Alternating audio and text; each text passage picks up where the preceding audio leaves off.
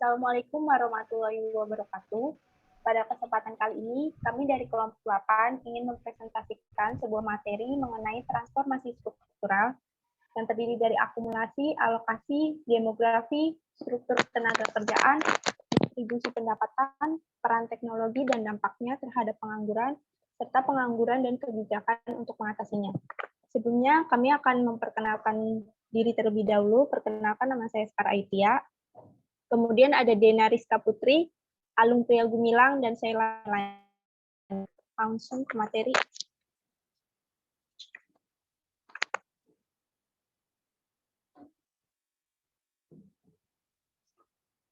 Transformasi struktural atau perubahan struktur ekonomi ditandai dengan terjadinya perubahan persentase sumbangan dari berbagai sektor yang ada dalam pembangunan ekonomi, di mana penyebabnya adalah intensitas kegiatan manusia dan perubahan teknologi.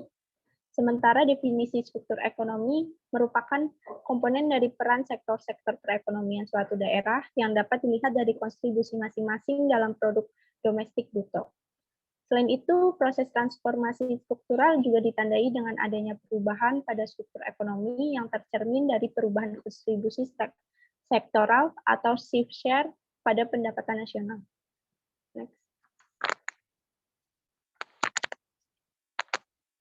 Definisi transformasi struktural secara umum yaitu sebuah proses perubahan struktur perekonomian dari sektor pertanian menjadi sektor industri yang berhubungan antara pertumbuhan output dan produktivitas secara dinamis sebagai penggerak pertumbuhan ekonomi. Sedangkan menurut para ahli, yang pertama Clark Fisher 1951, transformasi struktural merupakan pergeseran tenaga kerja dan investasi dari sektor primer ke sektor sekunder dan kemudian ke sektor tersier. Kemudian menurut Kuznets, transformasi struktural ekonomi menunjukkan bahwa pada sektor pertanian, produksinya mengalami perkembangan yang lebih lamban dari perkembangan produk nasional daripada tingkat pertumbuhan sektor industri di Indonesia. Next. Beberapa faktor penyebab perubahan struktur ekonomi, yaitu yang pertama ada faktor eksternal, yaitu permintaan agregat, di mana terjadi peningkatan tingkat pendapatan rata-rata masyarakat yang berakibat terjadinya perubahan pada selera dan komposisi barang-barang yang dikonsumsi. Kemudian penawaran agregat, terjadi perubahan teknologi dan penemuan bahan baku untuk produksi yang dapat memungkinkan untuk membuat barang-barang baru akibat realokasi dana investasi serta sumber daya utama lainnya. Kemudian faktor yang kedua, faktor eksternal, di mana adanya kemajuan teknologi sehingga produktivitas kegiatan ekonomi menjadi tinggi. Kemudian perubahan struktural perdagangan global yang disebabkan oleh terjadinya peningkatan terhadap pendapatan dunia, serta dampak dari suatu kebijakan mengenai perdagangan regional dan internasional. Faktor lainnya yaitu meningkatnya taraf pendapatan dan taraf hidup penduduk, kebijakan memberikan insentif bagi sektor industri yang secara tidak langsung melalui kegiatan infrastruktur, adanya kondisi dan struktural awal ekonomi dalam negeri atau basis ekonomi, di mana suatu negara yang pada awal pembangunan ekonominya telah memiliki industri-industri dasar yang kuat sebelumnya, maka negara tersebut akan mengalami proses industrialisasi yang lebih cepat. Next.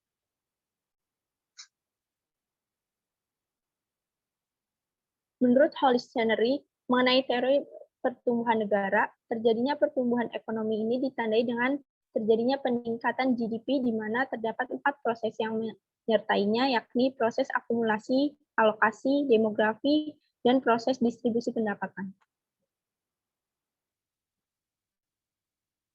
Next. Proses yang pertama yaitu proses akumulasi, di mana proses akumulasi itu merupakan sebuah proses yang disertai dengan pertumbuhan ekonomi pada suatu negara. Pertumbuhan ekonomi negara tersebut ditandai dengan meningkatnya GDP sehingga terjadi peningkatan terhadap penggunaan barang modal. Ditulis dalam persamaan ekonomi makro yaitu Y sama dengan C plus I plus D plus X min M, di mana C merupakan konsumsi, I adalah investasi, G merupakan pengeluaran pemerintahan, X min M merupakan ekspor neto. Sebuah perusahaan dengan tingkat laba yang tinggi dapat menggunakan dana yang dimilikinya untuk mengganti atau menambah sumber yang digunakan dalam proses produksi, sehingga perusahaan mampu melakukan proses akumulasi lebih cepat.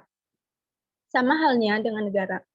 Negara yang berpendapatan tinggi akan memiliki akses yang lebih baik terhadap sumber daya sehingga mempermudah negara mengganti atau menambah sumber dayanya untuk meningkatkan kapasitas produksinya dan meningkatkan pendapatan sehingga pertumbuhan ekonominya dapat berlangsung secara terus-menerus dan menuju ke arah yang lebih baik.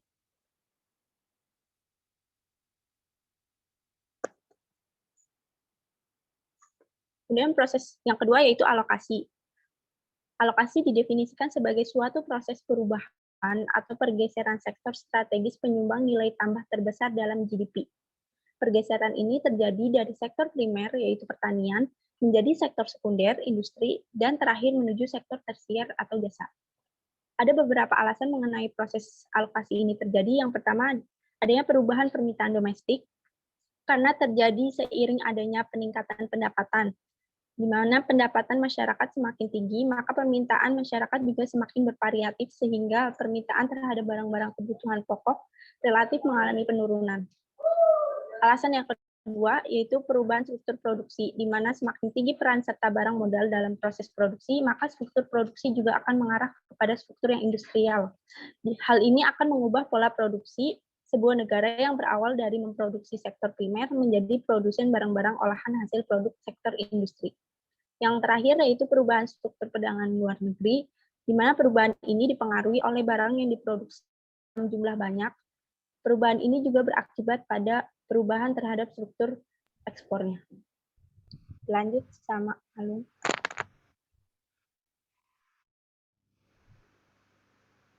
Oke, selanjutnya saya akan melanjutkan materi yang dibawakan oleh Sekar.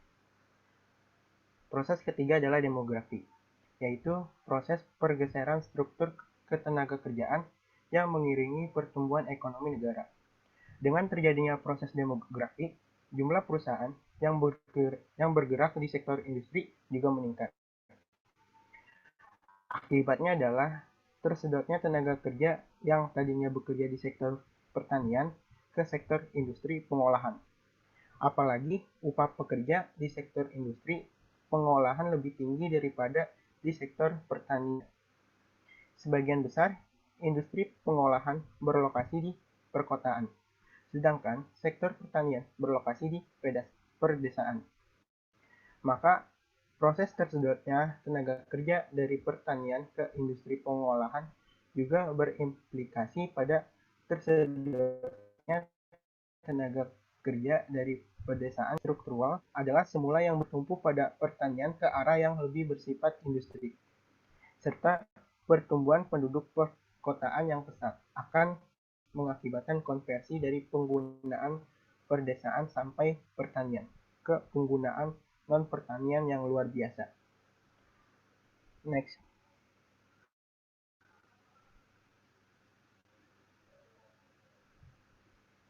Selanjutnya, distribusi pendapatan. Distribusi pendapatan menurut Ahluwalia dalam Sadono tahun 1996 mengemukakan bahwa dua gambaran mengenai keadaan distribusi pendapatan, yaitu distribusi pendapatan relatif dan distribusi pendapatan mutlak. Distribusi pendapatan relatif adalah perbandingan jumlah pendapatan yang diterima oleh berbagai golongan penerima pendapatan. Distribusi pendapatan mutlak adalah persentase jumlah penduduk yang pendapatannya mencapai suatu tingkat pendapatan tertentu atau kurang. Distribusi pendapatan yang merata dan pertumbuhan ekonomi hingga kini masih menjadi perhatian banyak ahli ekonomi dalam konteks pembangunan. Strategi pembangunan yang hanya bertumpu pada pencapaian pertumbuhan ekonomi yang tinggi ternyata membuat disparitas pendapatannya regional yang tinggi juga. Oke, next.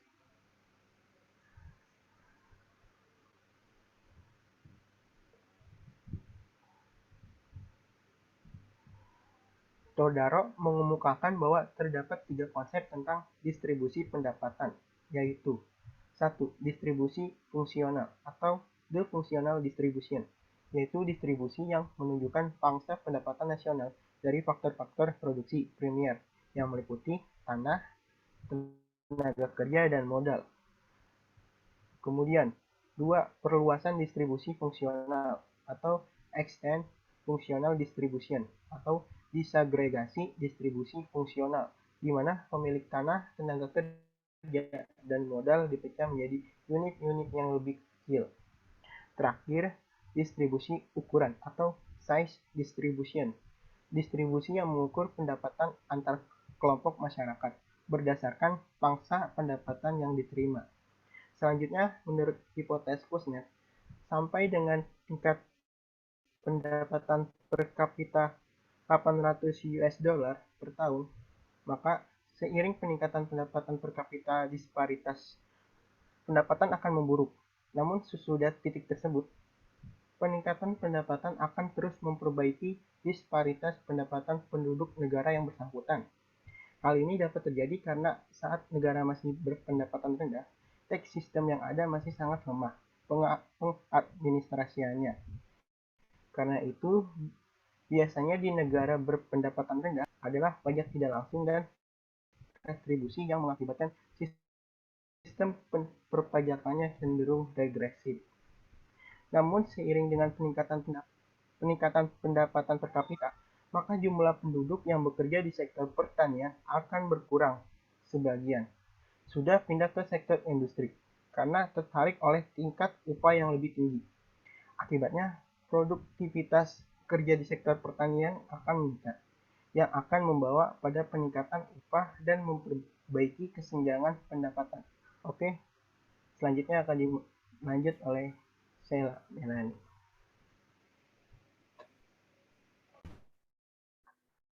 Struktur tenaga kerja. Pertumbuhan ekonomi adalah suatu peluang karena ekonomi yang tumbuh akan menciptakan banyak peluang faktor produksi dari perekonomian daerah. Secara teoris, pertumbuhan tenaga kerja dapat berpengaruh terhadap pertumbuhan ekonomi. Perubahan struktur ekonomi merupakan persyaratan dari peningkatan dan kesinambungan pertumbuhan ekonomi, sekaligus pendukung bagi pembangunan itu sendiri.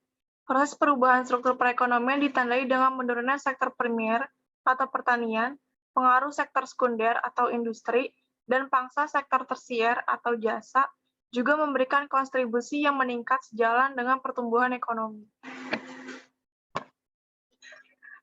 Peran teknologi terhadap transformasi struktural. Kemajuan teknologi dapat mengubah cara berproduksi, cara berperilaku, serta hubungan-hubungan sosial lainnya. Perubahan tersebut tidak dapat ditolak, melainkan bagaimana negara mengambil manfaat dari teknologi tersebut bagi kepentingan bersama. Penguasaan teknologi akan membantu industri untuk cepat bertumbuh kembang dan mendorong daya saing. Digitalisasi sebagai salah satu produk teknologi saat ini sudah menjadi bagian terpenting untuk mencapai tingkatan efisiensi yang diinginkan oleh sektor bisnis. Beberapa aplikasi digital dan usaha startup atau perusahaan rintisan terus meningkat dan berkembang. Ini tentu memberikan peluang dalam merealisasikan potensi ekonomi yang artinya perekonomian menuju proses transformasi struktural yang memang diharapkan. Selanjutnya akan dilanjutkan oleh Dena. Baik, saya akan melanjutkan presentasi yang telah diberikan. Kemudian saya akan membahas tentang pengangguran. Menurut Sadono Sukirno tahun 1994, pengangguran adalah suatu keadaan di mana seseorang yang tergolong dalam angkatan kerja ingin mendapatkan pekerjaan tetapi belum dapat memperolehnya. Pengangguran adalah keadaan di mana orang ingin bekerja namun tidak mendapat pekerjaan. Pengangguran merupakan salah satu penyakit ekonomi yang sangat berpengaruh terhadap tingkat pertumbuhan ekonomi. Next.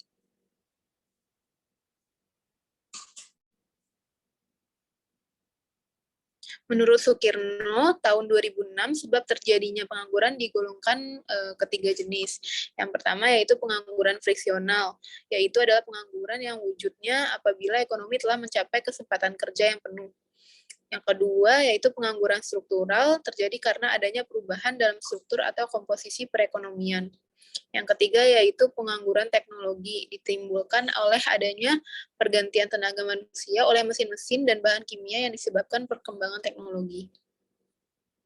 Menurut Rizka Franita tahun 2016, dampak dari pengangguran berimbas pada menurunnya tingkat perekonomian negara, berdampak pada ketidakstabilan politik, berdampak pada para investor, pada sosial dan mental. Next. Menurut Puput Haryanto, kebijakan yang secara normatif harus dilakukan pemerintah terkait mengatasi pengangguran antara lain yang pertama kebijakan fiskal, di mana kebijakan ini dilakukan pemerintah dengan cara mengubah penerimaan dan pengeluaran negara. Kebijakan ini diambil untuk menstabilkan ekonomi, memperluas kesempatan kerja, mempertinggi pertumbuhan ekonomi, dan keadilan dalam pemerataan pendapatan. Yang kedua yaitu kebijakan moneter. Kebijakan yang diambil oleh Bank Sentral untuk mengendalikan jumlah uang yang beredar di masyarakat. Pengaturan jumlah uang yang beredar pada masyarakat diatur dengan cara menambah atau mengurangi jumlah uang yang beredar. Yang ketiga yaitu kebijakan pendapatan atau juga kebijakan harga dan upah. Adalah kebijakan yang dilakukan oleh pemerintah untuk mempengaruhi atau mengendalikan tingkat kenaikan harga-harga, upah nominal, dan bentuk-bentuk pendapatan lainnya. Contohnya yaitu kebijakan upah minimum atau UMR. Yang terakhir yaitu kebijakan ekonomi internasional, yaitu adalah kebijakan yang ditunjukkan untuk mempengaruhi posisi keuangan dan moneter suatu negara. Di dalam kelompok ini termasuk kebijakan perdagangan seperti tarif, kuota, dan lain-lainnya.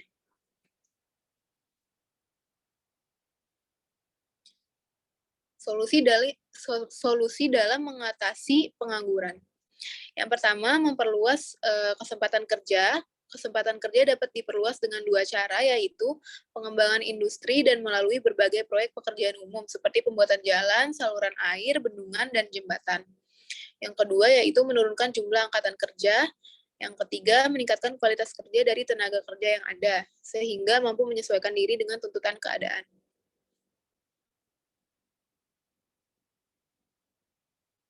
Baik, untuk kesimpulan dari presentasi kami kali ini, yaitu transformasi struktural merupakan sebuah proses perubahan struktur perekonomian dari sektor pertanian menjadi sektor industri yang berhubungan antara pertumbuhan output dan produktivitas secara dinamis sebagai penggerak pertumbuhan ekonomi.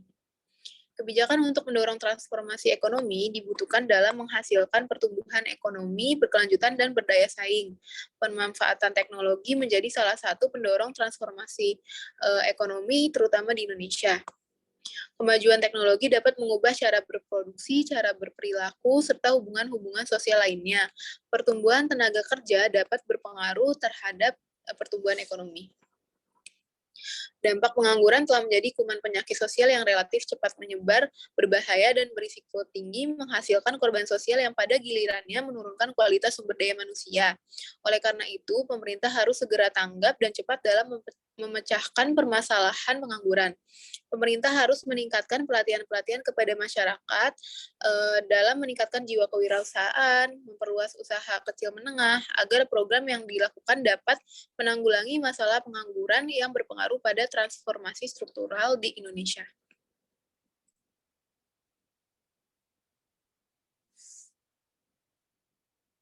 Next.